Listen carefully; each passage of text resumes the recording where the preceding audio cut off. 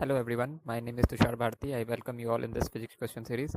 So today we are going to discuss one question related to conservation of angular momentum.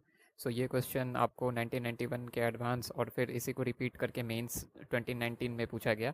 तो basically ये question कहता है कि एक रॉड है ये जिसका कि मास 8m है और लेंथ टोटल इसका l है और यहाँ पे एक पार्टिकल ऑफ मास 2m और यहाँ से एक पार्टिकल ऑफ मास m जो है इसको स्ट्राइक किया है perpendicularly at a distance of L by 6 and L by 3 respectively from the point O. Point O is nothing but a center of mass.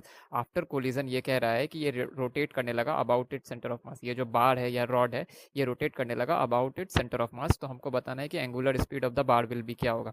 तो सबसे पहले कि अगर मैं इन दोनों पार्टिकल ऑफ मास 2m और मास m को और इस बार को मैं अगर एक सिस्टम मान लूँ तो फिर मैं देखूँ अगर यहाँ से तो इनके द्वारा जो टॉर्क होगा वो जीरो हो जाएगा, राइट.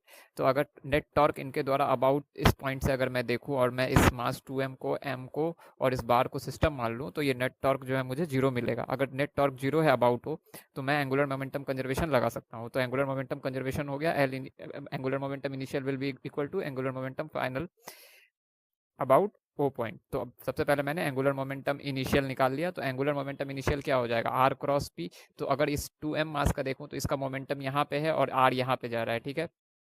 तो ये आर क्रॉस पी, तो आर क्रॉस पी, तो यहाँ पे ये माइनस के कैप हो जाएगा. सिमिलरली फॉर मास 2m क्या हो जाएगा, आर क्रॉस पी, तो ये भी माइनस के कैप हो जाएगा. तो मैंने दोनों को ऐड कर दिया तो एम वी एल आ गया, ठीक है.